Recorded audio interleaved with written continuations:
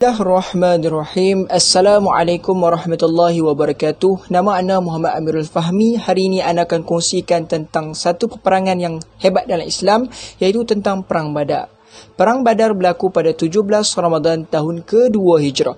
Peperangan ini telah berlaku di kawasan lembah yang terletak di antara Madinah dan juga Mekah. Peperangan ini menjadi salah sebuah peperangan yang terhebat dalam sejarah Islam.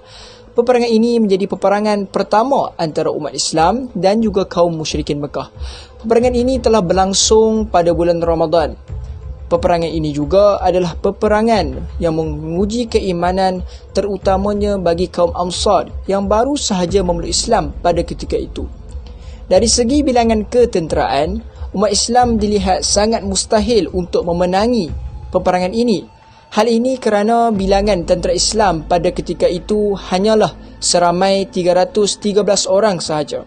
Tentera Islam terdiri daripada kaum Ansar dan Muhajirin yang dipimpin oleh baginda Nabi Rasulullah sallallahu alaihi wasallam.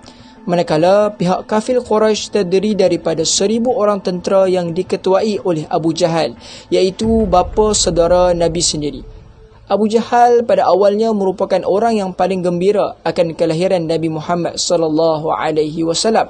Namun begitu, setelah mengetahui Rasulullah menyampaikan Islam, maka saat itu beliau terus bermusuhan dengan baginda Nabi dan merupakan seorang yang sangat jahat dan juga zalim.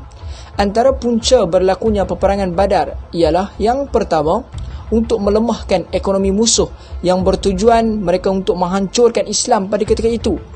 Yang kedua, bagi menggantikan harta orang Islam yang telah dirampas oleh kafir Quraisy. Yang ketiga, untuk mengembangkan ajaran Islam. Seperti semua sedia maklum, dalam peperangan Badar ini tentera Islam telah pun diberikan pertolongan. Namun, siapakah yang memberikan pertolongan itu?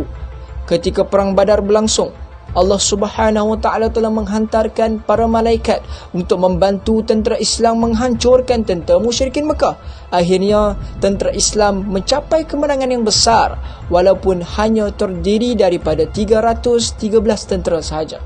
Peperangan ini menjadi satu kebanggaan buat orang Islam. Kesan daripada peperangan ini, ramai tentera yang terbunuh. Seramai 70 orang tentera musyrikin terbunuh, termasuklah Abu Jahal, dan 70 orang menjadi tawanan. Manakala bagi tentera Islam yang gugur syahid adalah seramai 14 orang, termasuklah Ubaidah bin Haris. Dan akhirnya Rasulullah sallallahu alaihi wasallam bersama dengan para sahabat pulang dengan gembira dan penuh rasa syukur. Peperangan Badar ini amat besar artinya bagi agama Islam.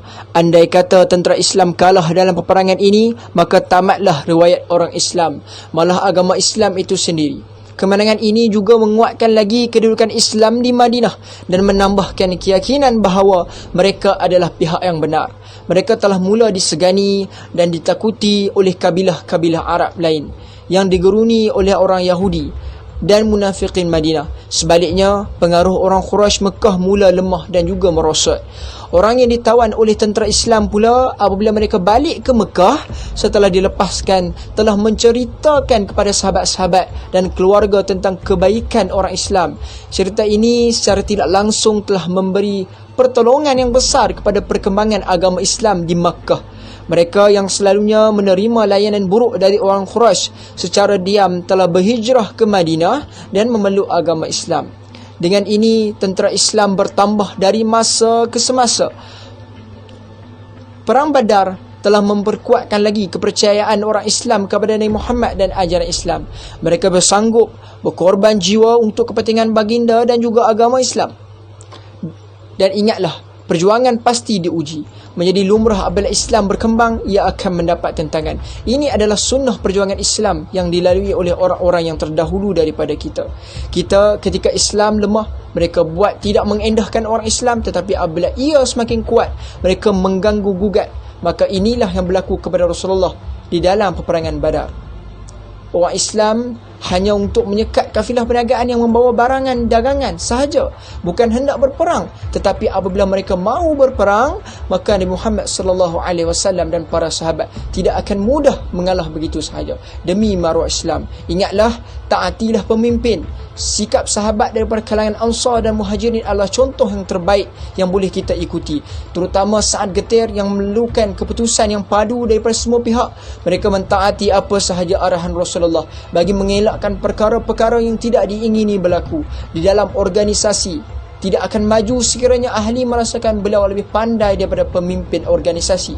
Seterusnya, lazimilah syura.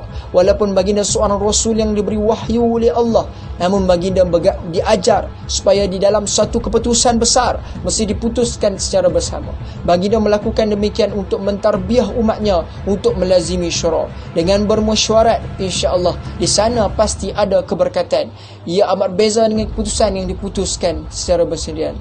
Jadi itu sahaja perkongsian saya. Assalamualaikum warahmatullahi wabarakatuh.